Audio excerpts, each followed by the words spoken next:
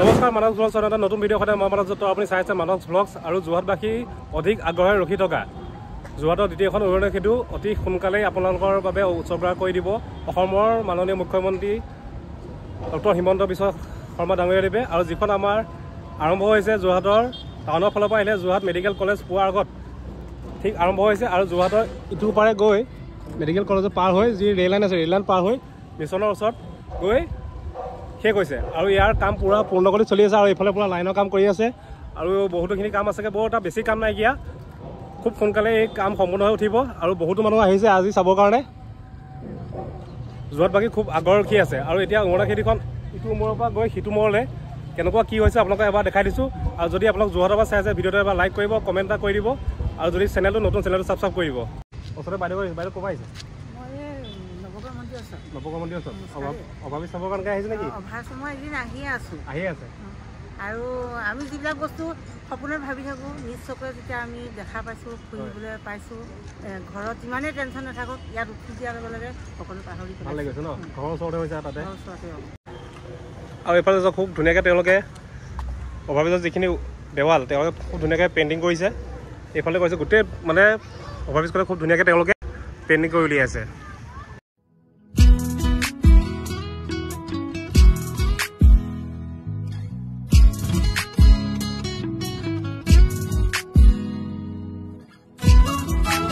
আৰু ৰাতি পৰিৱেশটো চাওক লাইট জ্বলাই দিয়াৰ মাত্ৰকে কি ধুনীয়া এটা পৰিৱেশ লাগিছে আমাৰ আৰু চাওক যে পৰিষ্কাৰকৈ ৰাখিব লাগে তেওঁলোকে অভাৱীজৰ যি দেৱালতে তেওঁলোকে অংকন কৰি উলিয়াইছে ভাৰতৰ যি স্বচ্ছ ভাৰতৰ আৰ্হিত তেওঁলোকে এখন খুব ধুনীয়া আলোকচিত্ৰ ইয়াতো তেওঁলোকে অংকন কৰিছে ইয়াৰ যদি ৰাইজক মানে এইটোৱে ক'ব বিচাৰিছে যে তেওঁলোকে সদায় ইয়াত নিপিকাই নেমেলি খুব ধুনীয়াকৈ পৰিষ্কাৰ কৰি ৰাখক তেতিয়াহে আমাৰ নিজৰ সম্পদটো খুব ধুনীয়াকৈ পৰিষ্কাৰ হৈ থাকিব আৰু বাইদেউ দেখিছোঁ লগত কণমানি এগৰাকী লৈ আহিছে বাইদেউ আপোনাৰ নামটো মৰমী সোণোৱাল ঘৰ ইয়াতে ঘৰত কোন জেগা মিছনৰ ওচৰতে অভাৱীজত আজি আহিছে নে এইখনত আগতে আহিছে আজিহে উঠিছে কেনেকুৱা লাগিছে ভাল লাগিছে আৰু ইয়াৰ যদি আপোনালোকে সময় যোৰহাটবাসী ৰাইজক বা কি ক'ব ভাল হৈছে ন ৰাস্তাটো বহল হৈছে বহুত দিগদাৰ হয় নহ'লে ইয়াত এক্সিডেণ্টো বহুত হৈছে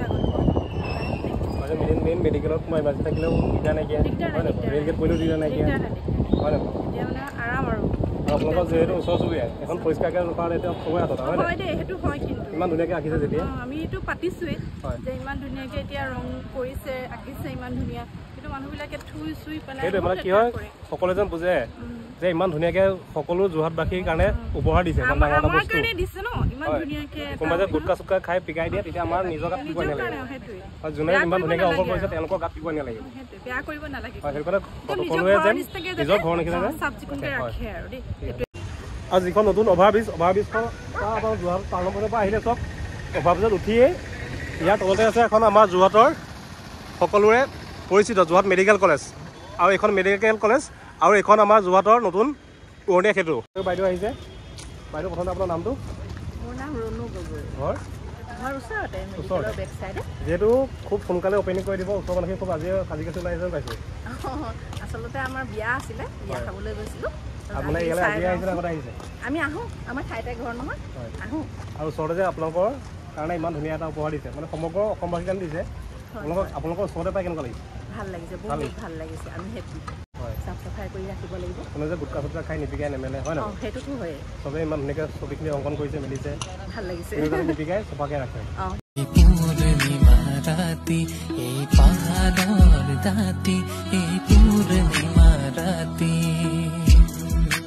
আপোনালোকে ৰাতি হ'ল যদিও তেওঁলোকে খুব ধুনীয়াকৈ একান্ত মনে খুব ধুনীয়াকৈ ছবি আঁকি আছে আপোনাৰ নামটো দাদা মোৰ পিংকু বৰা ঘৰ যোৰহাটে কোন জেগা পুলিচ হিচাপত হয় আৰু ইয়াৰ যিখিনি আৰ্টৰ কাম হৈছে আপোনালোকে কৰিছে নেকি প্ৰায় আমাৰ লগৰখিনি আছোঁ আমি লগৰ মানে আমাৰ ছাৰ আছে ছাৰ আৰু মোৰ বন্ধুবৰ্গ হয় আৰু আমাৰ মানে প্ৰায়খিনি কাম আমি এদায় হৈছোঁ আজি আৰু কালিৰ ভিতৰত কালি লাষ্ট দিব লাগিব কালিৰ ভিতৰত কমপ্লিট কৰি দিব গোটেইখিনি হয় আৰু যে আপোনালোকে ইমান ধুনীয়াকৈ আঁকিছে হয় অঁকাৰ পিছত ৰাইজক কি ক'ব মানে নিপিকাব একদম ধুনীয়া কথা কৈছে আৰু আগতে বহুত যিমানখিনি মানুহ শুনিছোঁ সকলোৱে এইটোৱে কৈছে যে সকলোৱে যে নিজৰ ঘৰৰ দৰে মানে ব্যৱহাৰ কৰে হয় নাই বাৰু যদি আপোনালোকে ইমান কষ্টকৈ আঁকিছে আপোনালোক অহা যোৱা কৰে যে দেখে আপোনালোকে অঁকা ছবিটো পিকাই থৈ দিয়ে হয়। তেতিয়া আপোনাৰ লগতে সকলোৱে বেয়া লাগিব। সেইটোৱে চাওক মানে যিহেতু তেওঁলোকে চাওক ইমান ধুনীয়াকৈ ইমান কষ্টৰে ৰাতি হ'ল যদিও খুব ধুনীয়াকৈ তেওঁলোকে ছবিখিনি অংকন কৰি আছে। আৰু ইয়াৰ যদি আকৌ পুনৰবাৰ কৈছোঁ যে আপোনালোকে ইয়াত নিপিকাব, তামোল খাই নিপিকাব, গুটখা খাই নিপিকাব, খওক খাব মাজে খওক, কিন্তু খালি য'তে ত'তে নিপিকাব, হয় নাই বাৰু? হয় হয়। আপোনাৰ নামটো? মোৰ নাম মানস চলিহা। ঘৰ মোৰ দহোটীয়া। দহোটীয়া ন? আৰু এই কামখিনি মানে আপোনালোকৰ কৰি আছে গোটেই? ছাৰ আছে আমাৰ বিদ্যুৎ বৰা ছাৰ। হয়। আৰু আপোনালোকে যে ইমান ধুনীয়াকৈ ছবিখিনি আঁকিছে, ৰাইজক কি ক'ব? ছবিখিনি বহুত কষ্ট হয় ইয়াত। হয়। আমি ৰাইজক এটাই আহ্বান জনাম যে হিমন্ত বিশ্ব শৰ্মা ছাৰে ইমান ধুনীয়া ব্ৰিজ এখন দিছে। হয়। আৰু আমি এতিয়া ছবিখিনি দায়িত্বটো আমাক দিছে। সেইটোৱে মানে ছবিখিনি আঁকিছো। চৰকাৰে দিবই পাৰিব। সেইটোৱে। আৰু সেইটো আপোনাৰ প্ৰত্যেকজন ব্যক্তিৰে নিজৰ ওপৰত কথা। বাইদেউ ক'ৰ পৰা আহিছে? হয়, এই ওচৰতে অভি চাবলৈ আহিল নেকি? ভাবি চাবলৈ আহিলো। আজি আহিছে নে আগতে আহিছে? আজি আহিছো। আজি আহিছে। কেনেকুৱা লাগিছে? ভালে লাগিছে। আপোনাৰ নামটো?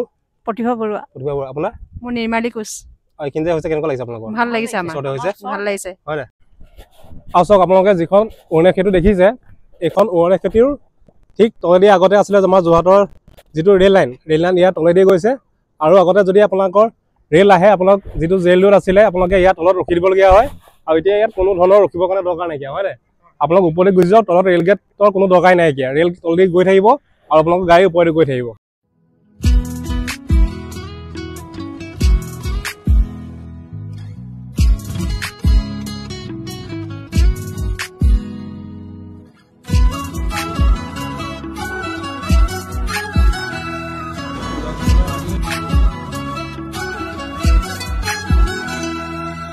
আকাশত জোনাকৰ পৰভাত বননিত লাগে আজি ধৌতাৰ ব্যাকুল মাটি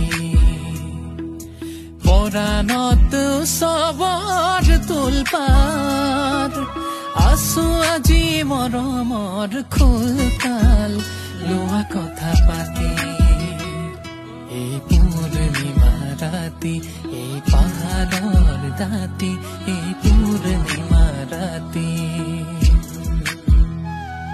এই পূৰ্ণিমা ৰাতি এই পাহাৰৰ দাঁতি আমি। আৰু আজিৰ ভিডিঅ'টো ইয়াতে সমাপ্ত কৰিছোঁ। অভি চাই কেনেকুৱা লাগিলে? ভাল লাগিলে। কেনেকুৱা লাগিলে? ভাল লাগিলে। বাকী ভাই কেনেকুৱা লাগিলে? আৰু সকলোকে লাষ্টত কৈছো যেন সকলোৱে নিজৰ বস্তুটো ধুনীয়াকৈ নিজৰ বুলি ভাবি পৰিষ্কাৰকৈ ৰাখে আৰু। ধন্যবাদ।